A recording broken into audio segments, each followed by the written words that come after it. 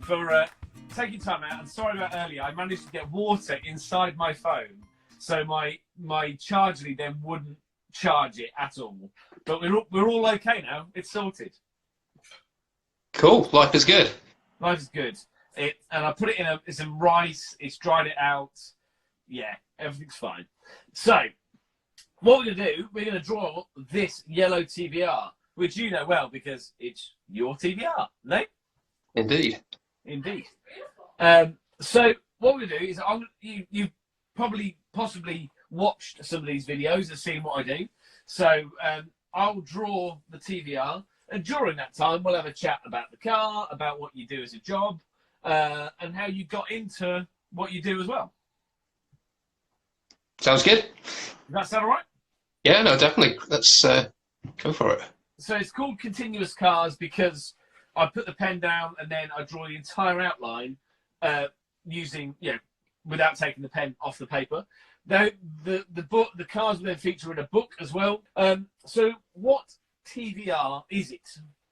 It's a Chimera. It's a Chimera 500, 1997, and yeah, it started life in that rather curious colour, as quite a few of them do. Actually, there's a fairly big yellow contingent. I guess most of the people buying them originally weren't sort of shy and retiring, and yes, there's a few of them around.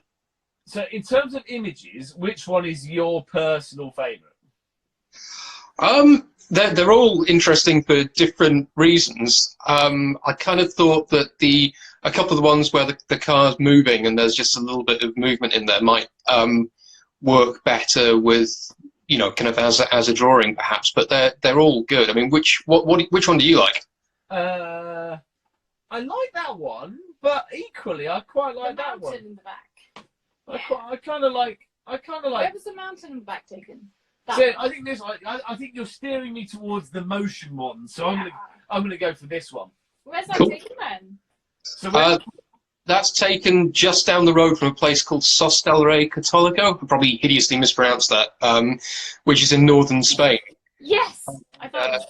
I did a tour of Spain with a bunch of TVR owners. I was covering it for Classic Car Weekly, and so we came up with the idea of taking my car along, and I took my dad as a co-driver, and this is kind of where things started to go a bit wrong for that car.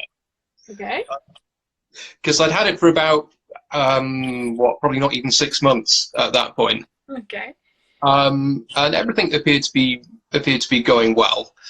And the day or 2 days after that photo was taken, we went to this incredible road that runs down the coast just north of Barcelona, and it's one of those movie car chase roads. Kind of it's even got a bit where one bit of the road goes, either side of a rock outcrop. Okay. That's kind of like cinematic. And we had lots of fun blasting up and down this road, and blew the engine up for the first.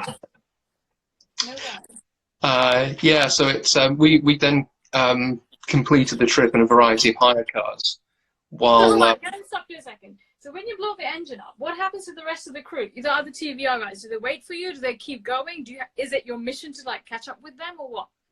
It became our mission to catch up with them. So we stuck around for a little bit. There was an slightly tense phone call with the insurers in the UK because there's not a huge kind of sports car community in Spain. I think it's growing quite rapidly, but historically it's been more of a kind of a bike place, I think, really. Right. Okay.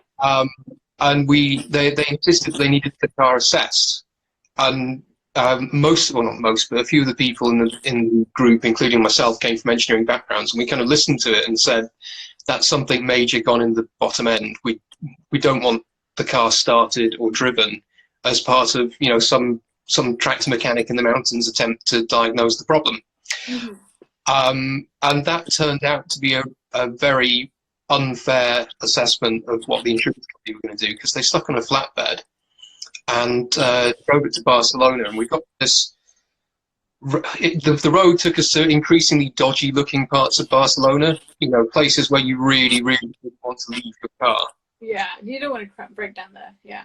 Yeah, exactly. Yeah, and then we got to this actually quite nice, but also quite dilapidated externally, sort of probably 1930s like warehouse, almost like a docks warehouse type thing, and still feeling a little bit apprehensive. And we went in, and there must have been like 20 million quid's worth of cars in there.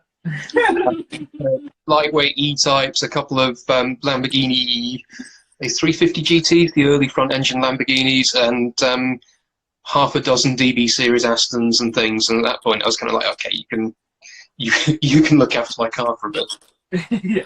yeah. Suddenly, I trust you, yeah. Suddenly you're like, actually, these guys seem to be legit. Yeah, I think they were also, I think they were Spain's only kind of TVR specialists, I believe, as well. There's a starting point for your TVR at least. Coming together.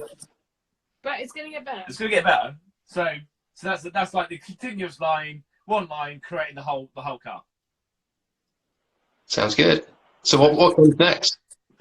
I now do the rest of it. I now get the details in and create the car that you see on the screen. So what happened next then? So you left your car then? Was that then taken back to the UK? What happened next? Well, to start with, we had to try and find out what was wrong with it, because we still didn't really know. We knew it was something terminal in terms of the trip, if not in terms of the engine. And they tried doing compression tests and various other things, and they couldn't find anything wrong with it. And then they sucked it up on a ramp and took the sump off, and everything initially looked fine. Then one of the guys got a crowbar out and basically levered the crankshaft, and just this great big crack just opened up where one of the webs joined the main part of the crank, and it was quite amazing that the crankshaft was still in one piece. Actually, I think it would have kind of literally another mile, and it probably would have been in two pieces. So at that point we knew what it was, and I presume phone call to the insurance company, and then we left it there and tried to sort out a hire car. So what did you end up doing the trip in then? Well, several. We did kind of break them a little bit. There's a theme to this trip, isn't there? I honestly don't believe any of this was my fault, but the first hire car that we picked up was a Peugeot 207. We just blasted down the motorway, because the kind of focal point of the trip, we did almost the entire perimeter of Spain. But the focal point of the trip was a fantastic little privately owned race circuit down in Andalusia called, well, I think it's called Guadix, but it's owned by a Brummie who I've only ever heard referred to as Guadix, which I'm guessing was probably not. Was he a proper Brummie like that? Yes, exactly. Yeah. So I don't know. Maybe Guadix is the Spanish pronunciation as well, but I'm guessing not. So we were heading in that direction, and then we finally caught up with the rest of the group, because obviously I was covering it for work, so I kind of needed to try and catch up with them, even ignoring the situation with mine. And again, it was all going well until the track day the following day, and we were having great fun. This 207 with the rear tyres pumped right up actually turned out to be quite amusing. I had people queuing up to go out for rides in it, quite bizarrely. And then it just went into limp home. Oh. Yeah, and then it was we turned it off and let it cool down, and it was fine. And then, long story short, basically it kept going for sort of progressively shorter distances before going back into limp home again for the rest of the trip, or the rest of the following leg of the trip, if you like. And then so we took it over to, I forget where it was now, but one of the next sort of big town that had a branch of the hire company, and then we swapped it for a Polo. When they just launched the previous generation Polo, and that was much better, and that actually held together, and that got us all the way to Bilbao or Santander. So when you dropped the car back, you were like, no, not been anywhere near a racetrack with this one. No, absolutely not. I mean, to be fair, it hadn't been over revved or abused or anything. It really was just a mechanical fault. It wasn't even particularly hot. It was I think March or maybe beginning of April, so it wasn't as if we were doing it in a Spanish summer either. Yeah. So I'm quite comfortable in blaming the car. So in terms of what you do as a job, just so we get that into, so you're a motoring journalist, but you're freelance, but you work for different titles. Yep, yeah, I do quite a random selection of titles. I do quite a few of the sort of more technical trade publications at one end. I've got a company that not a company, but I supply to a company that does 21 lifestyle magazines around the country at the other end, and then I've got some oddities, like I occasionally do Farmers Weekly 4x4 reviews and things. So there's quite a broad selection of different things. No, that's certainly. I imagine that keeps you entertained at least, and with a variety of what you've got to supply. Yeah, it's good. I mean, it works quite well as a freelancer because you have lots of different opportunities to sort of cover different things, and the variety in itself is quite interesting because obviously you're doing things from lots of different directions. So how has the last few weeks been? So what has that affected what you've produced? Have there been different kind of subjects coming in? How's the lockdown, as it were, been? It's not been great. A lot of people have frozen their freelance budgets, so a lot of the work has evaporated, to be honest. I mean, at the moment, I'm still, because a lot of the stuff I do is planned quite far in advance, and a lot of it's fairly big sort of features as opposed to little news articles and things like that. So I'm only just getting to the point where things are starting to run out.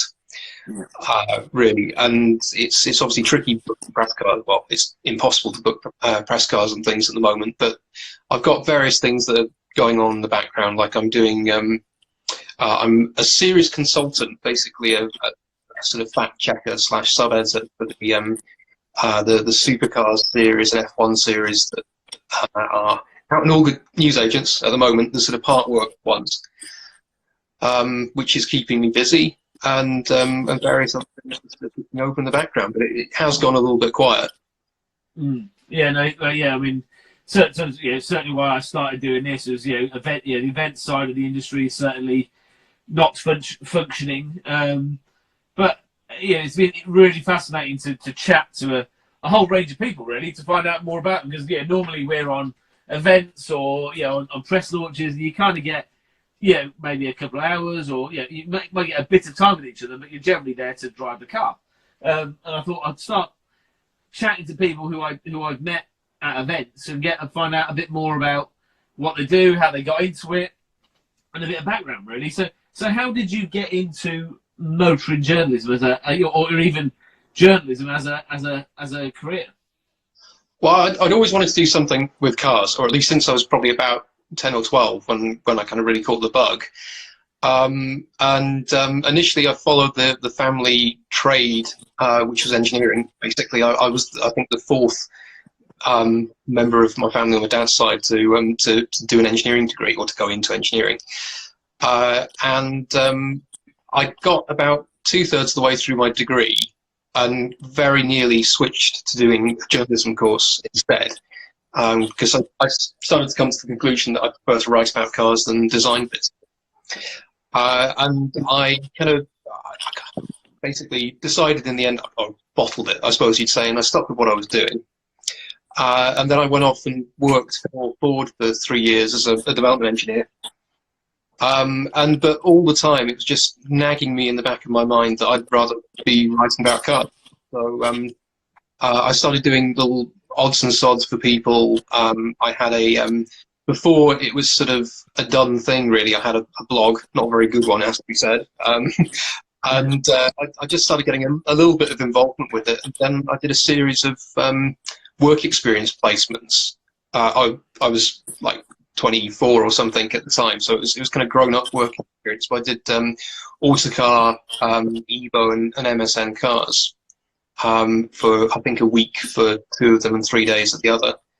And then I saw a job come up, which coincidentally was just a matter of miles away from my girlfriend's house. I'm now married to her, so that worked out quite handy. And so I thought I'd give it a punt and apply, and then before I knew it, I'm changing jobs and moving house and all sorts of things. So where was it? So where did you go to first? So that was with a motorsport magazine called Race Tech, and they're based in North London.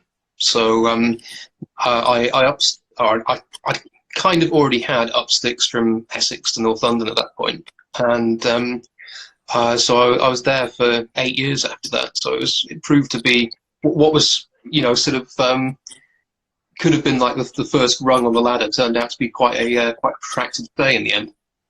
I presume you learned a lot from that experience, and you gained a lot of kind of contacts within the industry and whatnot.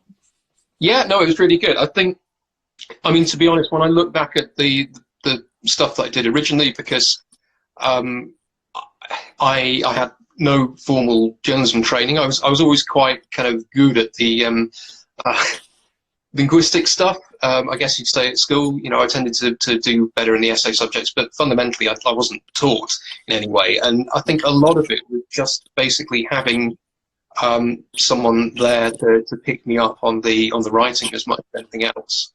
But there are some things which are quite useful as well, because things like doing or handling interviews, an awful lot of the stuff that we did there and that I still do for them, and my colleagues there still do, would be around interviewing people, which is quite a useful skill to have, just in general, being a journalist, even if you're picking up snippets of information, sat at dinner for a press launch or something. It's useful to be able to get that dialogue going. Yeah, and just like informal chat, and just so it's not like when you are in an interview situation, it's not, you kind of got some ideas of what questions you can say, or how you go about that. Yeah, I mean, I tend to try and keep it fairly open-ended. I think perhaps some of the more traditionally trained journalists perhaps seem to have a clearer idea of what they're going to ask, and they go in and it's very concise and it's bang, bang, bang. And I tend to try and get more of a conversation going, just because it's difficult to ask questions that aren't a little bit leading if you just stick with a kind of a really rigid kind of series of questions. Whereas if you can start a conversation going and you can pick up on comments that the interviewee has made and things, then I think you can find out more interesting things than just by sticking to the obvious sort of points. Yeah, totally. So over the years, what's been some of the kind of the highlights? What are the ones that kind of stick out as, like, either interviews or places you've been or people you've met who you're really glad you did it at that time? In terms of events, I mean, there's been some quite cool ones. One that always sticks in my mind: the first time I did a track test was quite intense. That was driving a Chevron GR8 on the old Grand Prix layout at Silverstone, with the where you still went through the bridge, and it wasn't the first time I'd driven anything on track, but it was the first time I'd driven a serious race car set up for people who knew what they were doing. A rear-engined one at that, in the absolute stopping rain at Silverstone. And I came very close to bidding it on the very first corner, which was quite exciting. And the whole thing was quite intense, because it gradually got drier during the day, and I gradually got to grips with it. And by this point, because it was a test day for new owners, essentially, or prospective owners, sorry, but most of them had gone home because of the horrendous weather in the morning. So I ended up spending an awful lot of time in this car and actually starting to vaguely resembled someone who knew what they were doing towards the end of it. And it was the November kind of time, and like I said, the weather had been pretty awful. And then at the end of the day, they extended the session, because originally they were going to call it, quite early. But then, because the clouds parted, and before that, there'd been one thing that always sticks in my mind. There was this: we were going down the Hanger Straight at Silverstone, and I think there were sort of Sports 2000 cars or something coming up behind. So there's these prototypes coming up behind. There were a load of GT4 Astons and Ferraris, possibly 355 challenge cars or something on track as well. So it was almost like a little bit like being, kind of on in an endurance racing grid. This sort of like the eclectic mixture of full-on prototypes and GT cars. And then the cloud was breaking at the end of the straight, and so there was this sort of like, it was like some sort of Renaissance painting. There was this heavenly shaft of light at the end of the straight, and me flying towards it at, sort of 7,000 RPM in this GT car, which was that was one of the things that's really stuck with me as an experience. And there are some other random ones as well. There was a launch. It was the Hyundai Tucson a couple of years ago. We did. We ended up camping in the middle of Kielder Forest. Right. Which was quite. It was very much glamping. There was sort of teepees with wood-burning stoves and things set up when we got there. But prior to that, they'd arranged the lunch stop to be at this fantastic seaside town in Northumbria called Craster, and they'd cleared the harbour. And so we parked all of the Tucsons actually on the harbour wall, and then just stood on the harbour having fish and chips. And it wasn't the most glamorous car launch, but it was really quite surreal. And then it just got weirder from there, because later on we drove to the afternoon tea stop. As you know, you keep getting plied with food whenever you're doing a car launch, yeah. which is great. The road sort of, or the sat-nav directions finished, and there was just this Hyundai arrow, and we drove down into what appeared to be a tunnel on this little private road. And then this tunnel was very strange, because it just went into the hillside, and there were boats lining the tunnel on either side. And we parked up in this vast underground chamber. Right. And then got a lift upwards. And suddenly we popped out in the sort of control tower in the middle of Kielder Water. And from the shore, it looks quite small. It looks like this, something the size of a shed perched in the middle of the lake. Actually, it's huge, and it's this incredible octagonal building that looks like some sort of Bond villain's lair. Right. And that was our afternoon tea stop. You just get these weird, slightly surreal moments like that. Yeah, the thing is, like as you know, these launches are all planned. And you go, how did somebody find out that was a thing, or that was possible to do that? Yeah, I mean, apparently we'd all been individually security vetted to make sure that we weren't going to, go and poison the entirety of the north of England's water supply and stuff. So it was quite a big undertaking. And I think there's a lot of skill in organising press launches. I think they seem to come up with these, incredibly wacky sometimes. Wacky. That's the word I was looking for. Sorry, Taz has a question. I have a question. It's a really drunken question. Taz is quite drunk, but she has a drunken question. Best type of question. Okay. This is like a serious, life question. I'm gonna go for it. If you don't want to answer it, just do a political answer and just answer something else.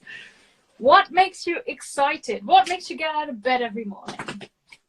Ooh, that's philosophical. I know, right? That's not political. I know, it's a P word. I got it mixed up. I'm trying to come up with something that sounds, sort of worthwhile without sounding too pretentious. It's nice to do new stuff. I mean, I think I quite like experiencing things. I think I would, anyone who says that they go into motoring journalism to earn money is lying. I mean, we kind of make ends meet, but ultimately, I think basically anyone who can survive doing this job could earn a lot more money doing something else, probably. So going back to the car now. So how long has the TVR been yours then? What's the story behind the ownership of it?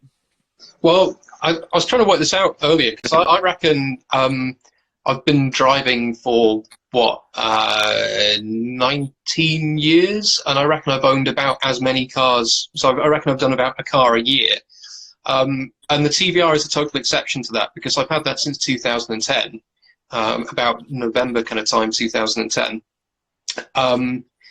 And it all started because I had a TVR S3, which is one of the curvy 1980s, or mine was actually 93. So the sort of the curvier cars that came in between the wedges and the Griffiths and the Chimeras.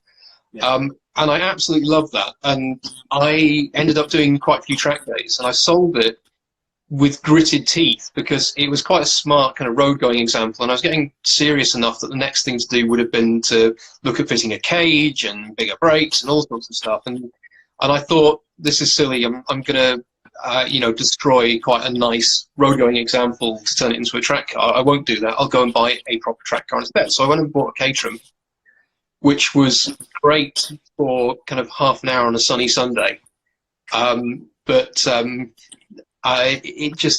It was really quite wearing for, touring, basically. I know that's a rather old-fashioned phrase, but, things like my girlfriend, as she was at the time, was touring with a band, and she used to, if they were doing corporate gigs, they'd be, not corporate gigs, but sort of function gigs, they'd be playing all over the country and doing weddings and things, and I inevitably ended up tagging along. And we'd always have to take our daily driver, that was the Focus, I think, at the time, because the Caterham just obviously was not up to a 300-mile round trip with a baritone saxophone.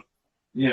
And I kind of thought, why don't I get something? And by that point, I changed jobs, so I wasn't really able to do. Ironically, I became a motoring journalist and wasn't able to do as much track driving. So I kind of thought, what I really need is to go back to a TVR. So I came up with this idea. I thought, I've done the S. I'll go for a Chimera, and I could have considered a Griffith, but it really was the fact that we could get the baritone saxophone in the boot of the Chimera that swung it, and so I kind of thought, I'm going to be sensible, if you can call buying a TVR sensible. I'm going to go for probably a 400 or maybe a 450. Which the 4 litre and 4.5, and I'm going to go for a nice, sensible green, maybe red, maybe blue, something like that. And somehow I ended up with a partially decatted, bright yellow, somewhat modified 500. Having seen lots of others, and I found that I have this tendency to go and see millions and millions of cars, and then probably turn down some that I maybe should buy. And then just suddenly kind of go, this is getting ridiculous, and then buy the next one that I see, pretty much. And that's basically how I ended up with this one. That's how it happened. Yeah. So was it always, yes? Was was it? Have you been interested in the brand previously? Was it about the TVR brand as well? Yeah. I think, I mean, I've got a really long-standing association with TVR in so much that my dad had or still has, his 1972, 73, M-Series TVR, which is believed to have been the last TVR sold as a kit. As in that actual one, because there were only a handful of TVR dealerships at the time. And it was basically a tax dodge. You got a complete car minus the engine and the wheels, effectively. Because you didn't have to pay VAT on kit cars. Allegedly, they had 2 more that were due to come out, I think, after that. And the story I heard, I don't know if this is true, but the story I heard was that the VAT men found them trying to bring the next one out and said, you better take that back in the factory and bring it out as a complete car and pay VAT, otherwise we're going to nick you for every one you've ever sold. So I think there were some others that were potentially built later and registered later, but in terms of actually being sold to someone, he reckons his was the last ever kit TVR. And that car has been with him ever since, and it had quite an interesting life. It's been all over the continent and done some quite cool stuff. And when I came along, it got mothballed for a little bit, but he looked at buying a nice, sensible family car. His idea of a nice, sensible family car was a Tasman 2+2, which is one of the wedge-shaped TVRs in the 80s. And I think my mum basically vetoed the idea, but not before my dad had collected some brochures from the dealership. And they, as you do when you're 4 or 5 or whatever age I was at the time, they ended up on my bedroom wall. And they're quite cool images, actually. If you sort of Google TVR Tasman publicity shots, they've got these really 80s sort of orange filter. It looks like it was taken maybe kind of out in the Pennines somewhere or something, with this sort of really characteristic orange sunset in the background. And basically, I just went to sleep every night for like my childhood years, staring at these posters of TVRs, which probably sort of influenced me a little bit. And Yeah. But so it was always there. Yeah, and obviously the fact that my dad had one which he got back on the road, I mean, it's quite different in character. His is only a 1600 4-cylinder, and it's actually it's a lot lighter and a lot more delicate. It's even smaller than mine. It's kind of almost more like driving a Lotus Elan or something, really. And I think I just liked them because they were sort of tolerably usable. You know, something you could drive to work and you could go off for a weekend in it, but it was still a bit silly. Yeah, yeah, no, it's certainly, you know, it's cracking. I love the colour on it. So what's the colour? Is it a particular colour, the yellow, or? Yes, it is. The name of which escapes me.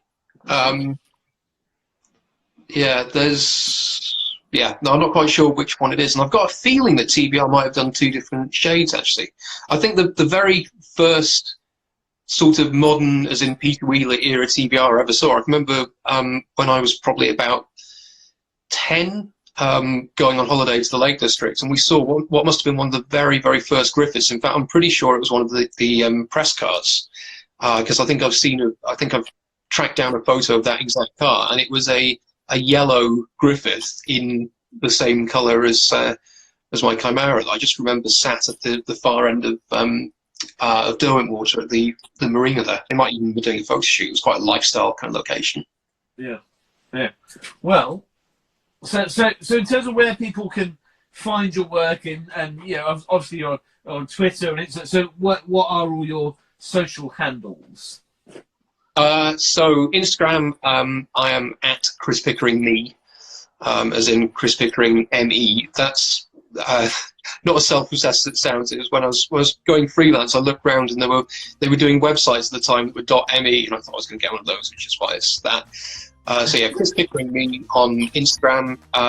On Twitter, I'm Chris_Pickering, and that's kind of what I do really in terms of the kind of vaguely work-orientated social stuff. Right, so hopefully you can see that. Wow, that looks good. There we are. So hopefully there is your TVR.